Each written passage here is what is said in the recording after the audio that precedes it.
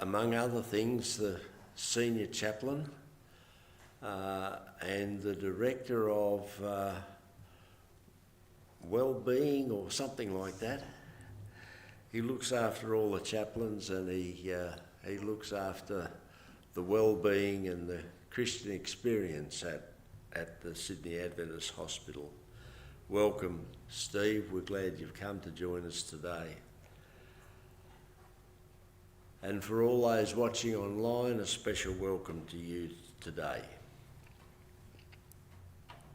Our scripture reading this morning is 2 Timothy 4, verses 7 and 8. I have fought a good fight. I have finished the race. I have remained faithful. And now the prize awaits me, the crown of righteousness, which the Lord, the righteous judge, will give me on that day of his return. And the prize is not just for me, but for all who eagerly look forward to his appearing.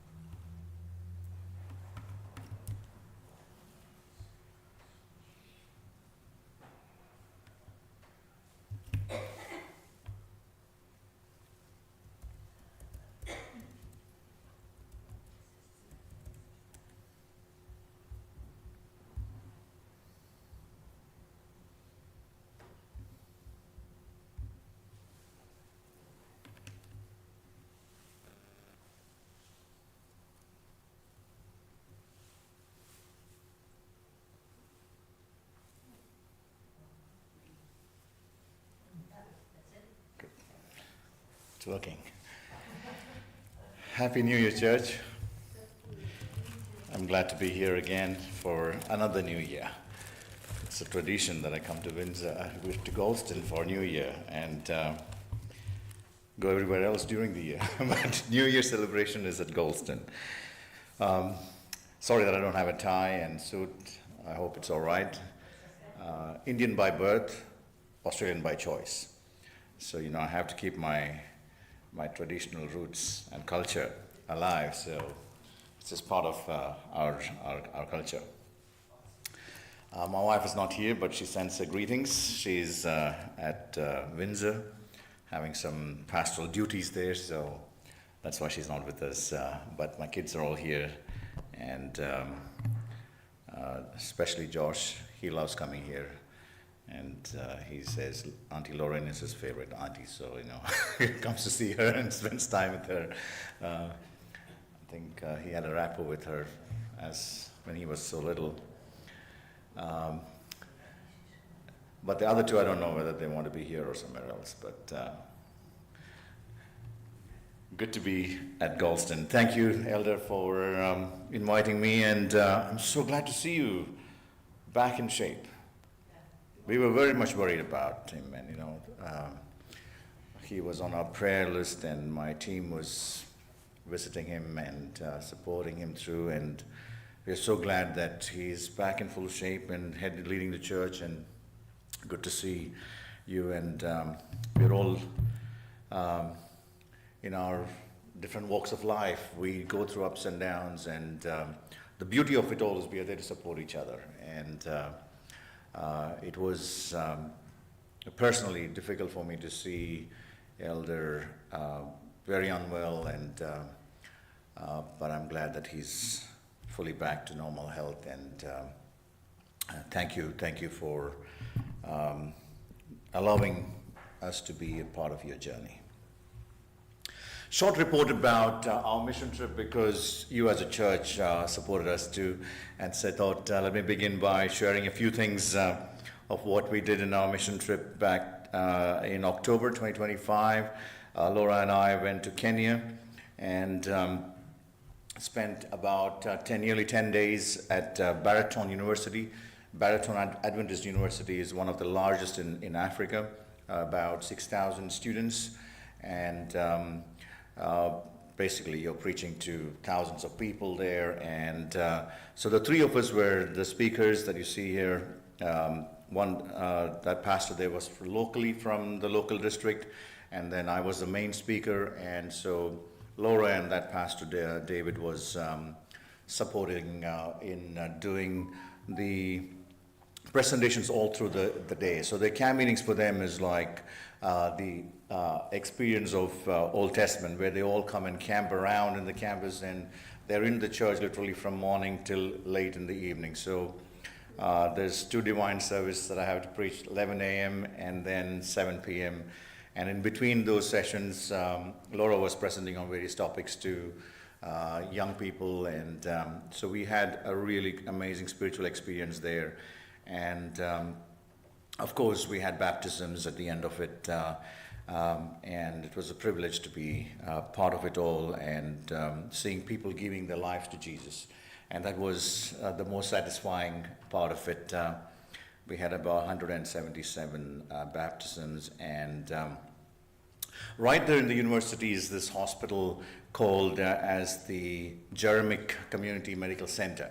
Jeremic, I don't know if any of you know him. He was from Melbourne, John Jeremic. He passed away a few years ago, but when he went to Africa, he wanted to do something for the community there, and so he thought it was appropriate, and it was meeting the needs of the people by building a hospital. So he gave them the money and built a massive building, but when you go inside the hospital, it's literally, what you see here in the middle is the theaters. Imagine being in one of those theaters for a surgery. Let me see if my pointer works. This is the theater. And this is the pharmacy. You don't even have painkillers on the shelves. That's the actual condition of the place. And that's the birthing unit. So you can imagine how people are living in that space, and the healthcare there is beyond what we can imagine.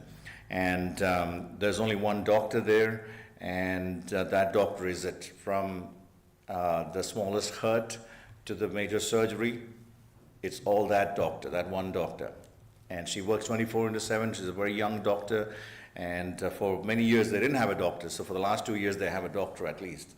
And so I presented this to the SAN, and after I returned back in late last year, and urged the SAN to open its mind to look beyond the borders. And that's one of the things that I'm doing as the director for missions, is change the mindset of leadership within the Adventist healthcare too, where for too long we have been sitting in a space where we are running in deficits and we don't have the money, and so I'm now trying to change that mindset, where even in our nothingness there is something that there's muchness that we can give. And so we are trying to adopt this hospital to see how we can, the things that we kind of throw out from the SAN, say due to compliance reasons, we throw out beds and throw out all kinds of medical equipments. And those things that are trash to us is treasure for the hospital down there. So 2026 is all about collecting all these things and sending it there. And so we are also adopting 4 clinics within a South Pacific division. So the SAN will be the sister hospital taking care of 5 different hospitals in the next 3 years.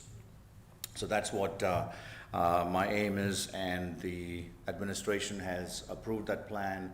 So I'm not asking them for money.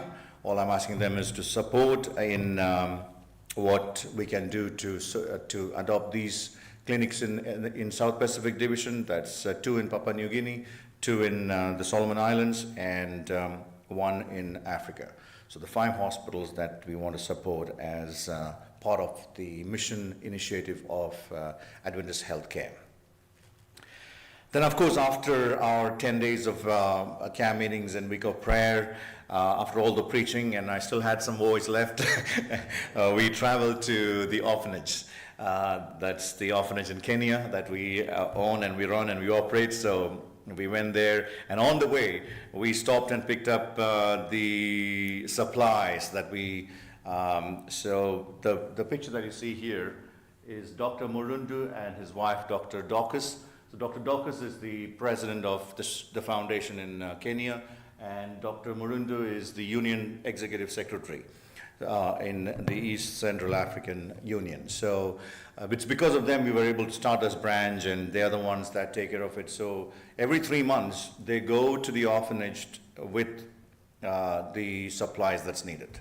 And so you can see the supplies here. These are totally, that's Laura there. She was stunned by seeing all of this because it was her first time to come there. And so it's 900 kilos of rice and beans and all of that. That's what is needed for three months.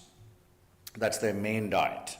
And I was just sharing with Lorraine the other day when we were talking about the orphanage that if you think that in Australia that the price has gone up, talk about Africa and other parts of the countries, other parts of the world. It's terrible. The prices have skyrocketed. Like we could buy almost 1,500 kilos of things, but now we can, for the same amount, we are able to buy only 900 kilos. It's that bad. The inflation has gone, and it is a very difficult time. But the focus that we have is on our mission and the people that we care for, so we keep going through all difficulties. So we went, we reached there safely, and we had a fantastic time with the kids, I should say. This lady here is Julie, who is the president of the foundation in Uganda. She came to Kenya and spent a week with us. And she was spent some time in the orphanage too, because she was also learning from how they are doing things there. And we managed to buy the van that we were, or the minibus, or van that was our main immediate need and the struggle that we were going through. And so we managed to do that with some generous donors that helped. So we were able to pay the down payment. And they gave us the van. See, in Kenya, they don't have any car manufacturing units. It's all coming from Japan and some from Korea and from China. So, and the cars are super expensive than any other country, I should say.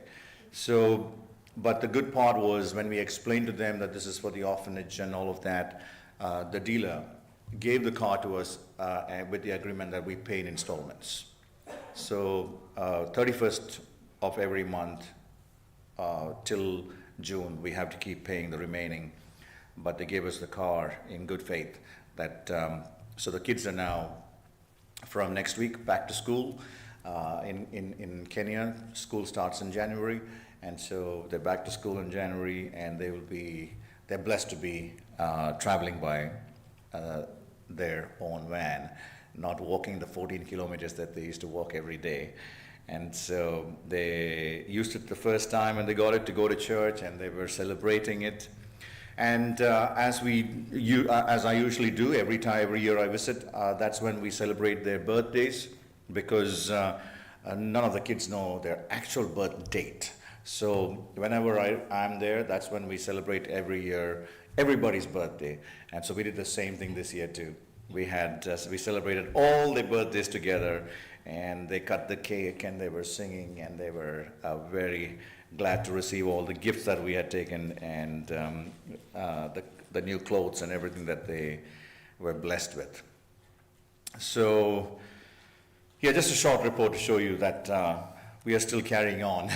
We are still carrying on with the mission at hand. And It's not easy, I should be honest, dead honest. It's not easy, especially the last 1 year has been one of the most difficult ones for us. Laura has lost her job early last year, and so we were, we've gone through one of the most difficult years. Since last February 14th, she didn't have a job, and because it's part of her most of her salary that goes into these 2 orphanages and everything that we do. So, taking care of everything here with our mortgage, and then sending money to run these facilities became, I should say, more difficult than ever before. Life has been hard.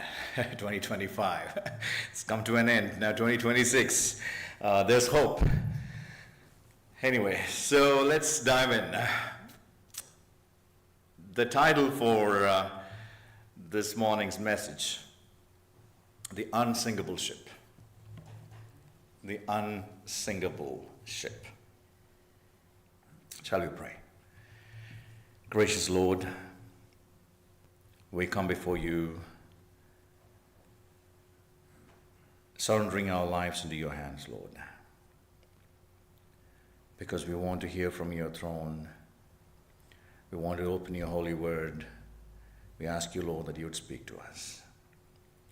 Cover me, Lord, with your robe of righteousness. We pray, Lord, that we'll be able to listen to your voice, experience your love, and that we can leave this place with a blessing. In Christ's name we pray. Amen. Growing up, as a little kid, I always enjoyed stories about boats, about ships, and it always fascinated me.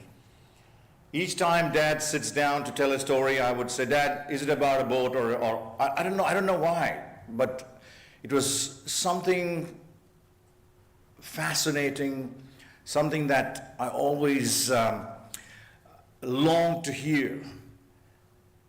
And so I still remember as a 5-year-old, my first time getting onto a boat.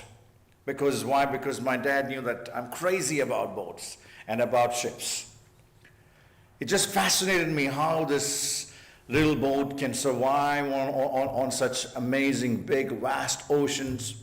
And I used to read storybooks, and as I grew up into it as a teenager, I used to always look for stories or novels that had something to do with boats or some ship journeys. So for some reason there was a fascination there. I enjoyed those moments of reading as well as hearing those stories.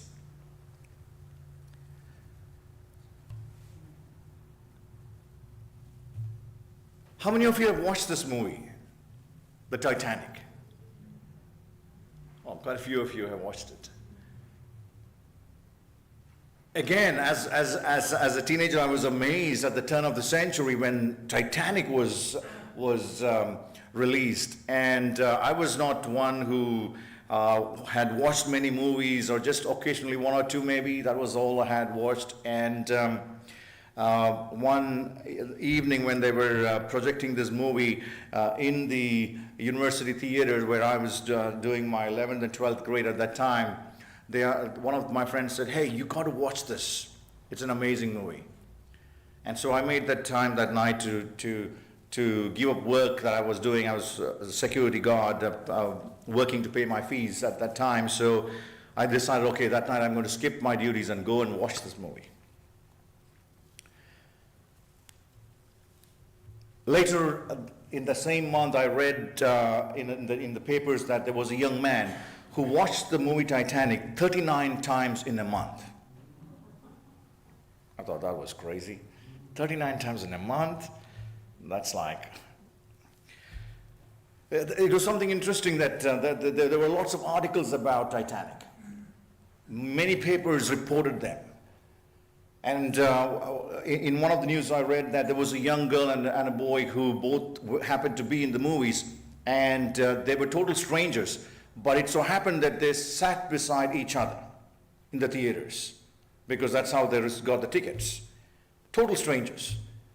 But they said by the time the movie finished, these two fell in love. And soon they got married. And soon they had a baby. And they named the baby Titanic.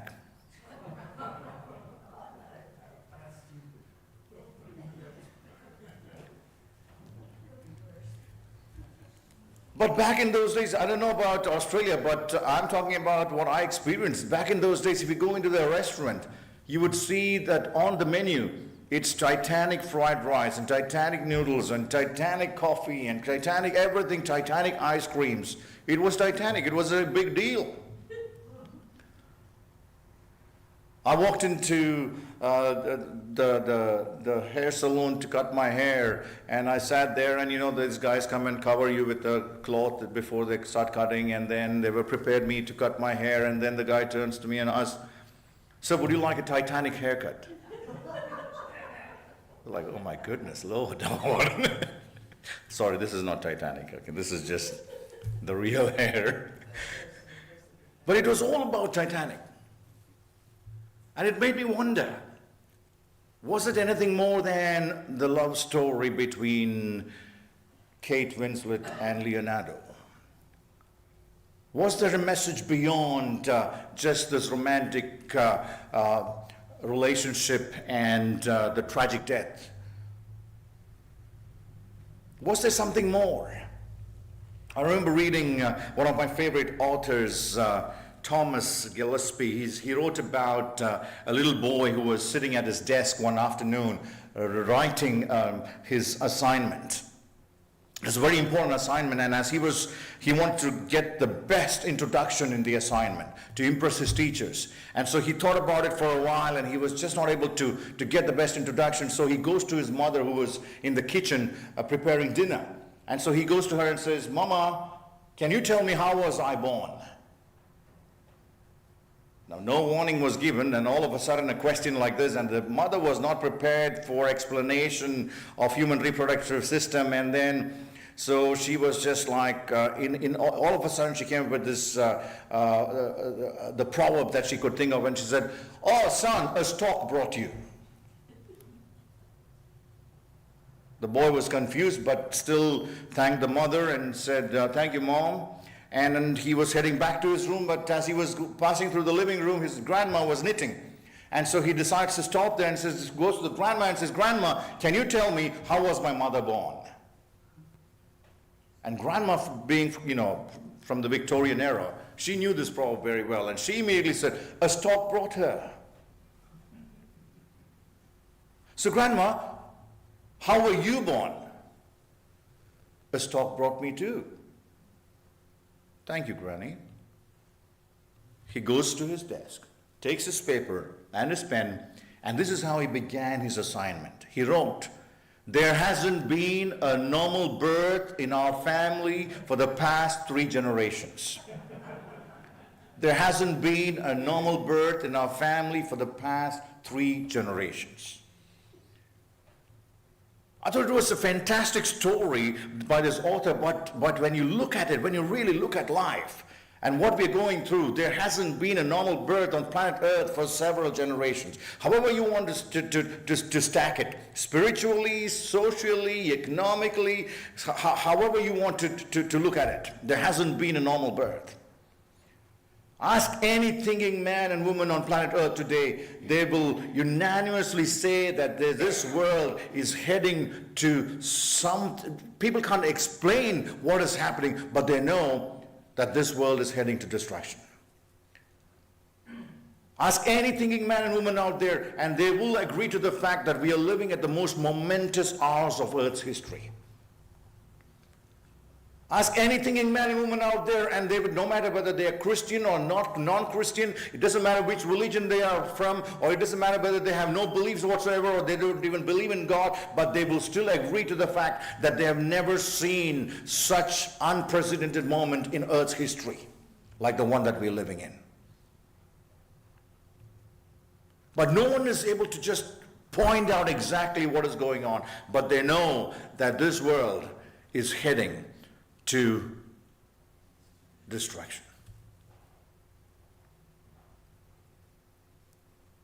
I began to dig deep into Titanic because, as I said, I'm a bit crazy about boats and such stories.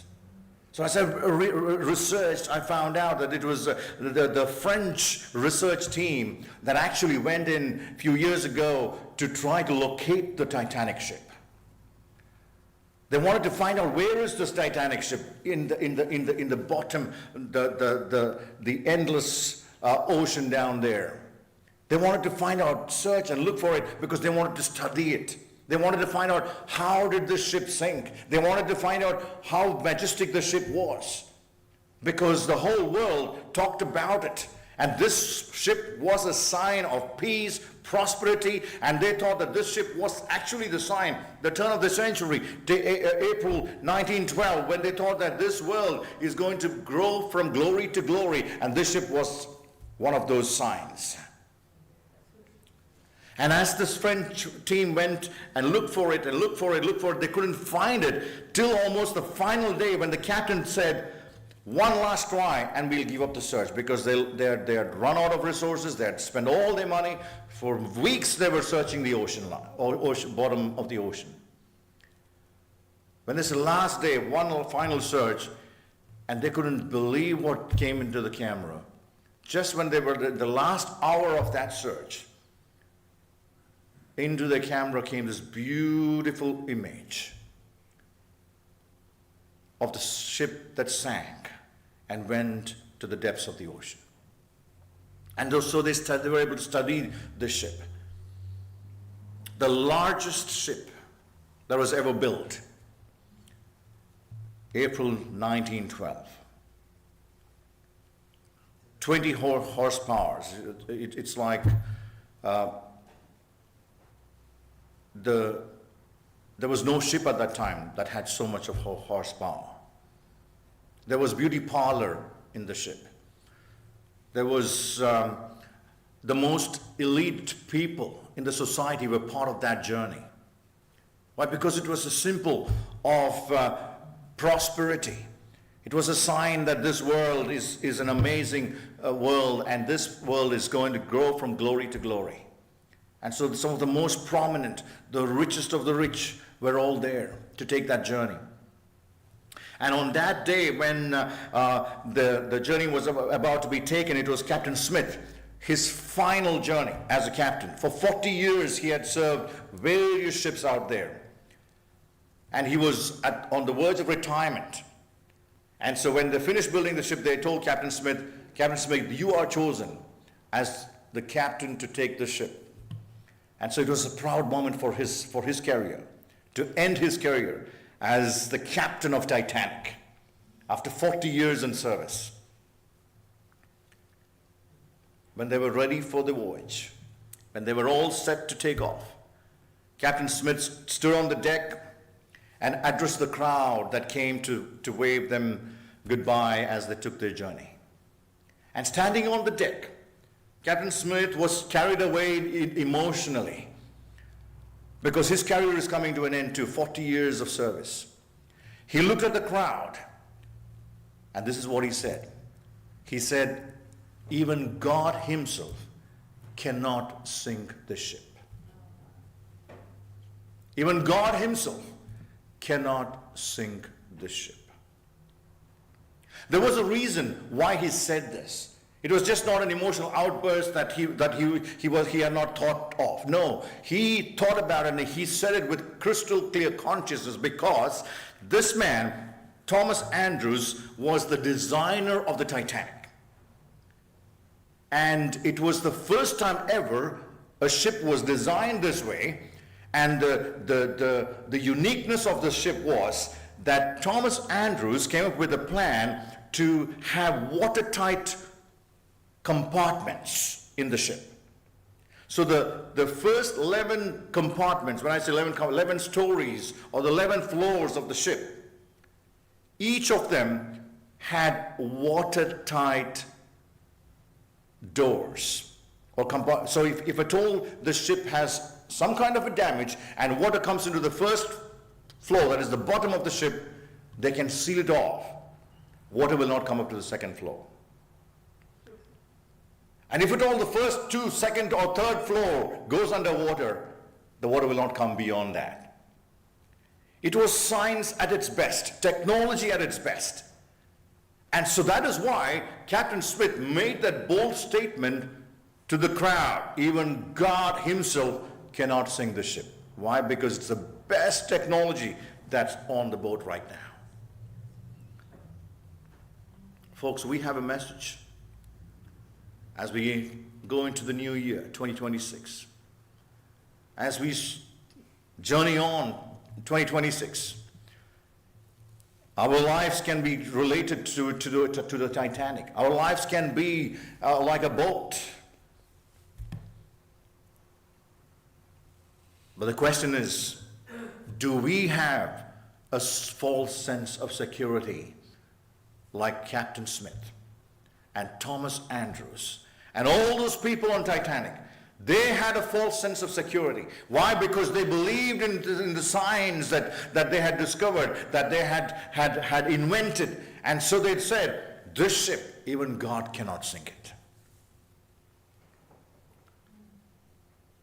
You know, I have this most sacred privilege to work in a space where people share their stories. And you won't believe the number of stories that I hear day in and day out, where they are so secure in everything out there, and they do not need God. And they use those same words. Steve, I didn't need God all this while. We were having a fantastic life, but now here I'm dying. What do I do? And that's one of the reasons why I'm still working at the Sand, because the number of lives that you touch and you are able to impact. Every year, as the year comes to a close, I sit down and go through some numbers to see, just so that I'm, introspecting my mission and my ministry. And at the end of 2025, I've realized that I've done 294 funerals. 294 funerals in the last several years. I don't know how many pastors have done that. But that's the beauty of my job. I'm not saying doing funerals is a beauty, but the beauty is, out of the 294, only 23 are Adventist funerals. And that's where the beauty is. All the others are of non-believers. I don't do, only when I'm pressured to do an Adventist funeral I do it, because I tell them to contact their pastors. All the funerals that I do are people who do not belong to any churches, don't belong to any faith, people that I've journeyed with, people that have asked me, what do I do now? I have nothing. I thought I had everything. There are hundreds and thousands of lives out there who thought that they all had this false sense of security. They had big bank balance, they had secure homes, they had everything secure, but all of a sudden, when death is knocking at their doors, they're asking, what do I do next? In my calculation, I found out, I came to the numbers that 1,411 souls accepted Jesus in my last 10 years of ministry. We as a church, we might be only interested in baptism and see that how many people are baptized. That's not the kind of ministry that we do there. 1,411 people have accepted Jesus in the last 10 years of my ministry. When they've given their life to Jesus, some at the point of death, some in sickness, and who continues to live. Last year alone, we were able to have 11 baptisms. The beauty of the work that I'm able to be a part of. Why? Because this false sense of security is made real in people's life when they are in their deathbed and they do not have hope. When they are sick and when they are realizing that 2 weeks ago when I was walking out of the cancer center, there was this lady that was sitting in the healing garden and weeping. Why? Because she has cancer. And her husband has just walked out on her, and she's like, Steve, he's never going to come back. I'm going to lose my identity. It's breast cancer, and she needs to go through the surgery. And she says, if he didn't want me now, why would he want me after this? And she's weeping. There's no hope. I was able to sit down and listen to her cry, and she wept and wept and wept for hours.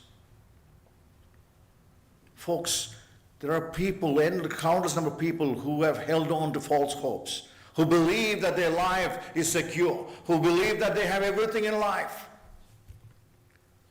Some trust in chariots, some trust in horses, but we trust in the name of the Lord our God. Trust in the Lord with all your heart and lean not onto your own understanding. One of the other reasons why Captain Smith made that statement was because in Titanic, they had at that time just invented wireless, cordless or wireless communication system. That was new to any of the ships at that time. They could contact other ships nearby. And it was, those olden days cables and cords that you need. But in Titanic, you didn't need those cords. It was like, again, a beautiful science invention that they had never found out before. And they trained this guy, mainly the one to lead out the wireless operation was Jack Phillips. He was trained particularly to operate this wireless system. And so that was again giving false sense of security. This ship can never go down, man. Even if it is going down, if at all, somehow in this world, it's not going to sink. But if at all it sinks, for some reason, we have the best system. We can call all the ships out there. So they had a reason why they were so secure about themselves. And when I started digging deep and studying and researching about this ship, you know what I found? They took off this journey and they were going at such high speed. Why? Because of the horsepower. This is the first ship ever to go in this high speed. No ship can travel that fast. And late that evening, from about 6:30 onwards, they're getting phone calls by the passing ships. There are other ships in the ocean. They're all calling them and saying, hey guys, you're going really fast. Beware, there are icebergs. And this research tells me he got 5 phone calls. Jack Phillips got 5 phone calls from 5 ships warning them, hey, I think you guys need to slow down. There are icebergs. You guys need to slow down. But why would they slow down? And at about 10 p.m. at night, when he got the 5th phone call asking them to slow down and be careful, he was so angry and irritated. And you know what he said? He said, can you just shut up?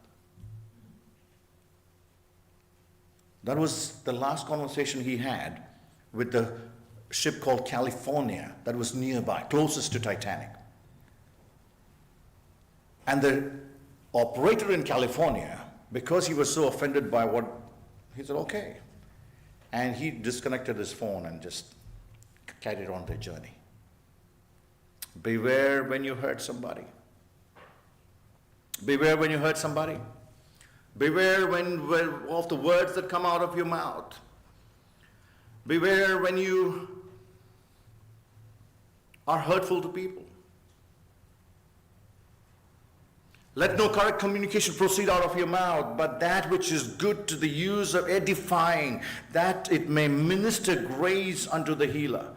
And be kind to one another, tender-hearted, forgiving one another, even as God, for Christ's sake, has forgiven us.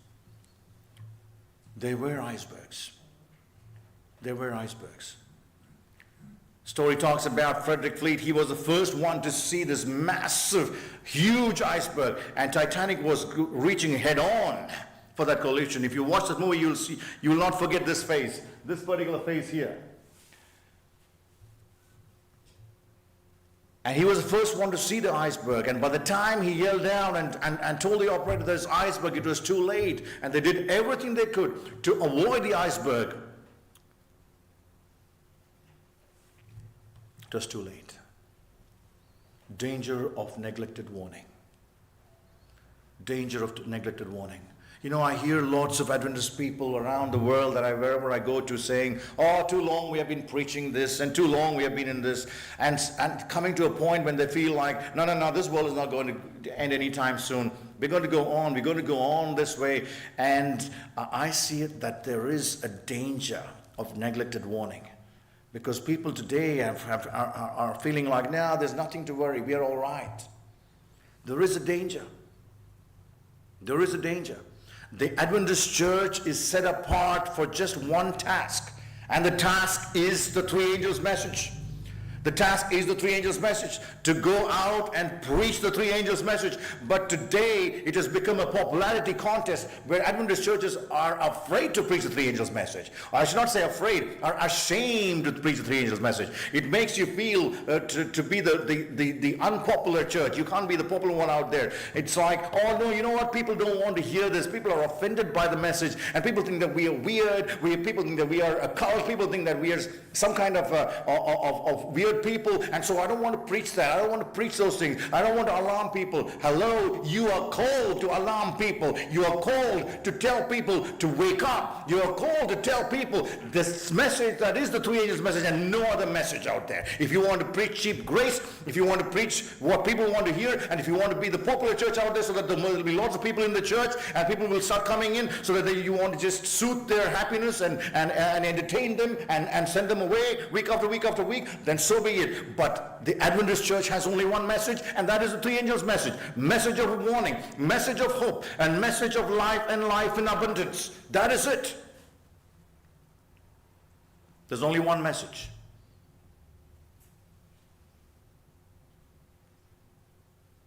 And we are not called to be a popular one standing out there, but we are called to stand for the truth. To stand for the truth. And I can proudly say that in my job, in what I'm doing, we are doing that with no hesitation whatsoever.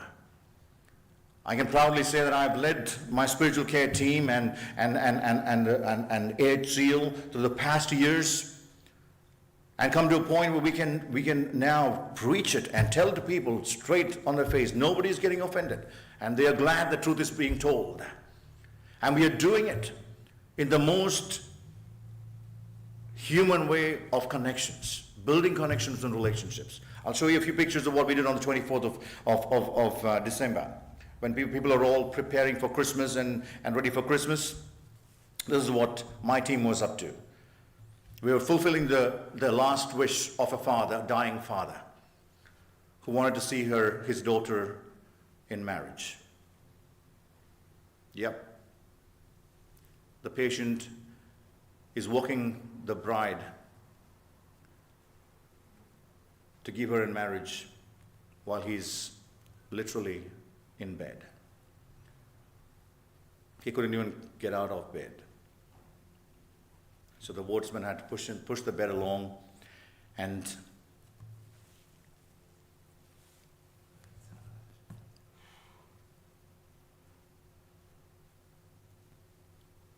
folks, that's why I love my job. We conduct at least 25 to 30 weddings in a year.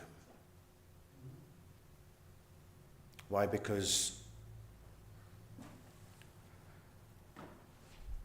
either the parents are dying, or one of the couple, the bride is dying or the bridegroom is dying, and they want to get married before they die.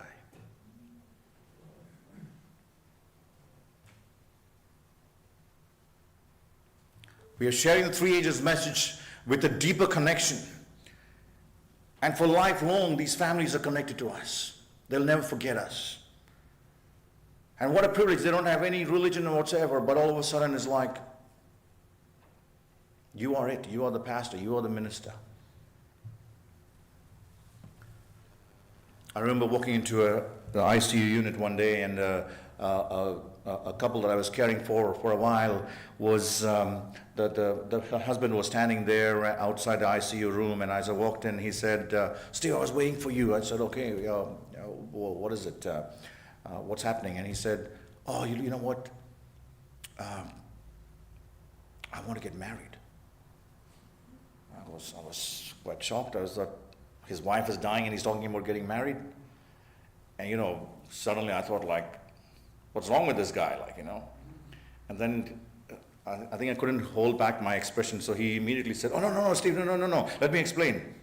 And he said, oh, look, I'm not married. We are together for all these years, but we are not married. So I said, so why now? So I immediately thought about maybe it has to do with some finances or whatever, So we don't want to do it for the wrong reasons. And then he said something that really touched my heart. He said, Steve, it was only last night after you shared with me and my wife about eternity, about heaven, that there is a heaven, that they didn't know before. I couldn't sleep last night because I began to think, if there is life beyond this life, I needed to be married to her so that I can remain married. It made sense. And so she said, I want to be married before she dies because I want to spend the rest of eternity with her as my wife.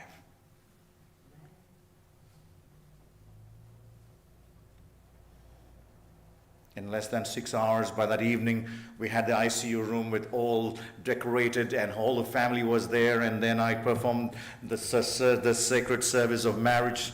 And when I said, it's time for the bridal kiss, there was not one person in that ICU without tears, because he took the mask, oxygen mask, off the bride and kissed her.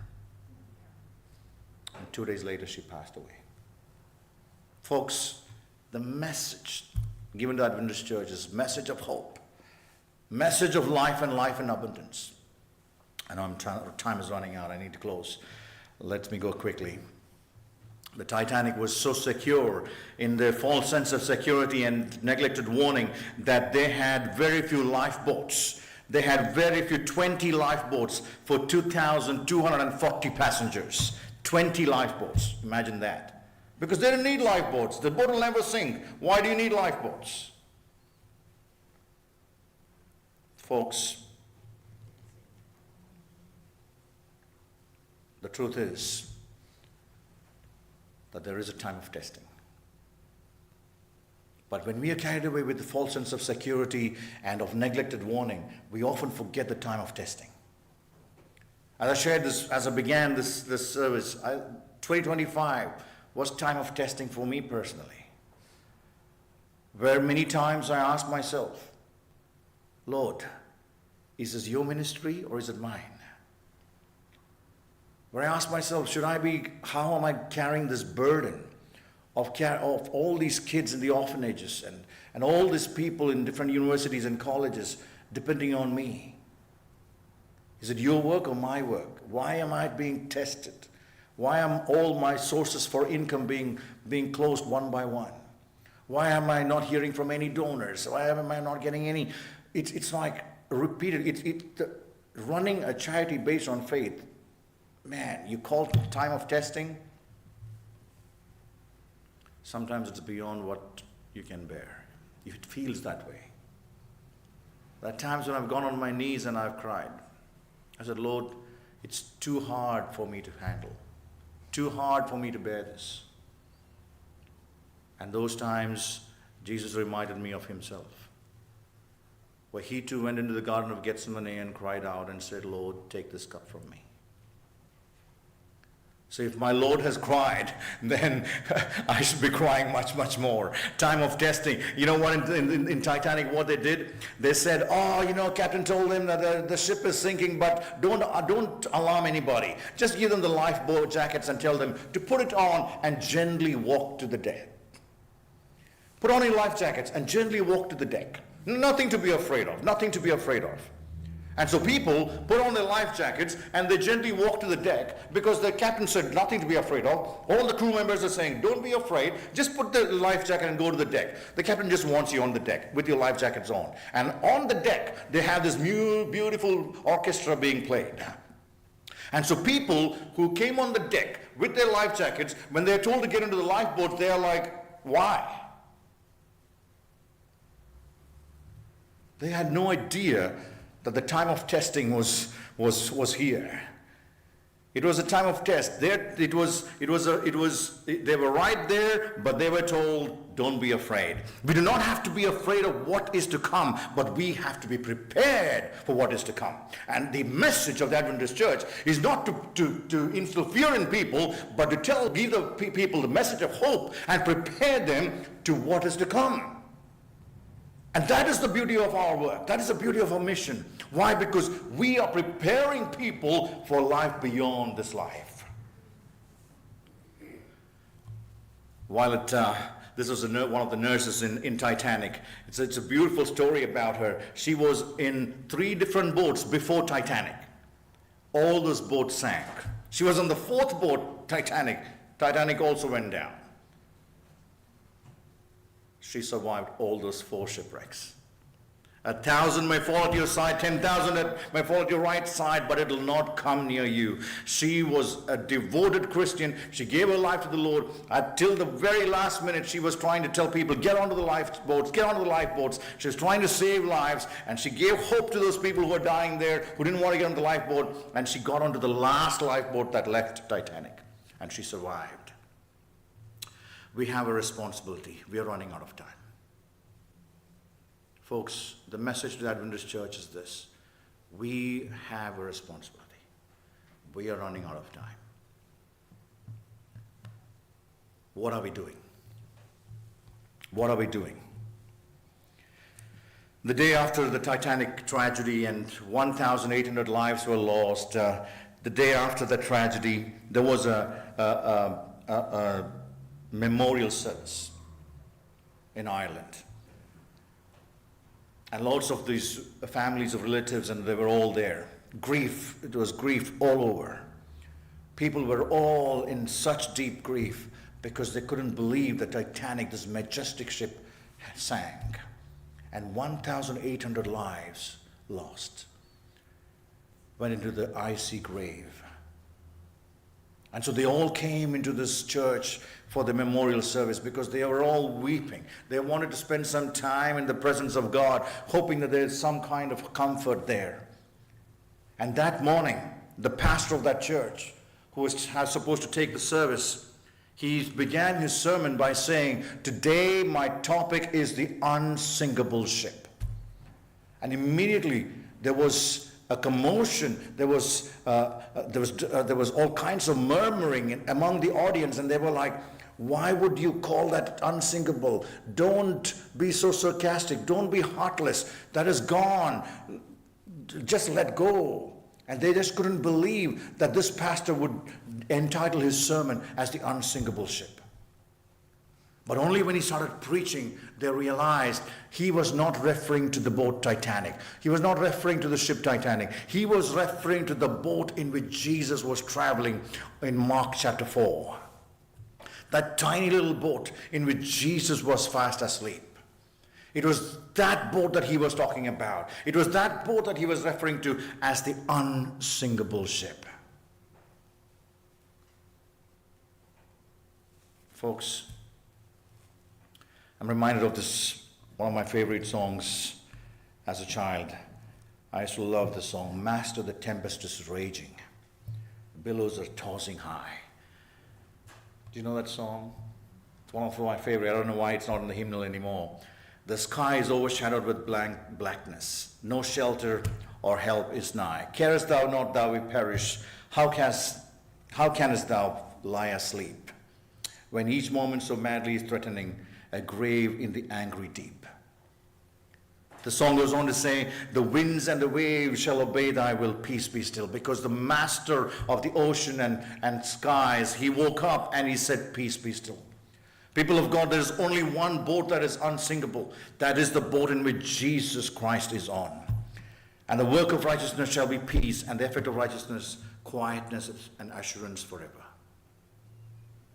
He maketh the storm a calm, so that the waves thereof are still.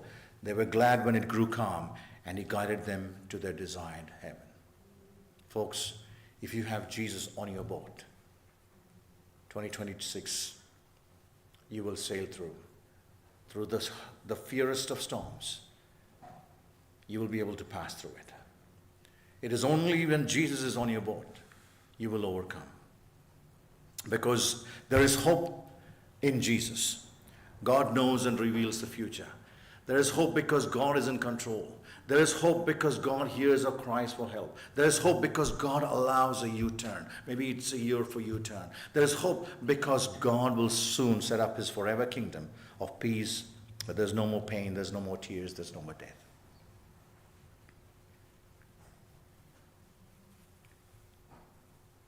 This boy was returned, I'm closing, just one story as I close. He returned from school and he ran into his apartment and he took off his clothes. This story happens in Florida on a hot summer day, and that was his practice. Just run home and take off his clothes and then go jump into the lake behind his home. And so he did the same thing. He ran to his apartment and he took off his clothes and he threw all his bag and everything and put on his swimmers and he took off. And his mother was going behind picking everything that he has chucked in the house, and then she goes to the balcony, and this is about 17 floors up, and she was looking down there with the lake, and she could see it beautifully, very still, calm day, beautiful lake. The sun is blazing hot, and the boy is just gone and jumped into the lake. And she's standing there in the balcony admiring this boy because he's growing so fast, and she's thinking about how good he is and what a beautiful son she has. And she was just standing there and watching her son swim. And all of a sudden, she noticed that it was not only her son in the water, there was something else too. A slight movement, but she did not know exactly what it is. So he's swimming towards the middle of the lake, and something is swimming from the other side towards him. And it wasn't long that she quickly realized it was an alligator. We're talking about Florida. There's alligators everywhere. And a mother's instinct, she screamed at the top of her voice, and she began running out. She's on the 17th floor apartments. I don't know if she took the stairs or the lifts or what, but she screamed and then she took off. The boy heard the cry, but when he turned back, he couldn't see anybody, but he could hear the mother's voice. And so he decided to turn back and swim back. And just when the mother reached the lake, and stretched out her arms to the boy, the alligator had his leg in his mouth. And then what followed was a tug of war. The alligator was trying to get the boy, the mother was trying to pull the boy out. It went on for a few moments, until a truck driver who was passing by saw this tug of war, and he jumps out of the truck with a gun and shot the alligator. For 3.5 months, the boy was in the hospital. And after 3.5 months of recovery time, when he was leaving the hospital, the media was there to hear about the boy and his experience. And they had asked all kinds of questions, and when they were about to say goodbye and they were about to leave, the boy said, "Wait, you only asked me about my legs. You took photos of my legs, but I want to show you something more." So they were like, "What happened?" "I want to see you. I want you to see my arms." "What about my arms?" Did the alligator bite your arms too? No. And he began to show the scars in his arms. And so they were so curious, what is that? And the boy said, these are scars. Because my mother just wouldn't let go of me. Her fingernails pierced into his arms. Those scars will remain lifelong because the love of his mother just wouldn't let go. In 2026, we might have scars. We might be going into 2026 with the scars of 2025, with the scars of 2024, with the scars of 2020, with the scars of 2000, with the scars of 1997, with the scars of the past. You know what keeps me going? It is those scars. Every morning when I get dressed and see those multiple scars on me, and I'm reminded, my God just wouldn't let go of me. That's the only way to come to a point when we can say at the end, I have fought the good fight. I have finished the race. I have kept the faith. Now there is in store for me the crown of righteousness, which the Lord, the righteous judge, will reward to me on that day. And not only me, but also to all who long for his appearing. May that be our experience. God bless.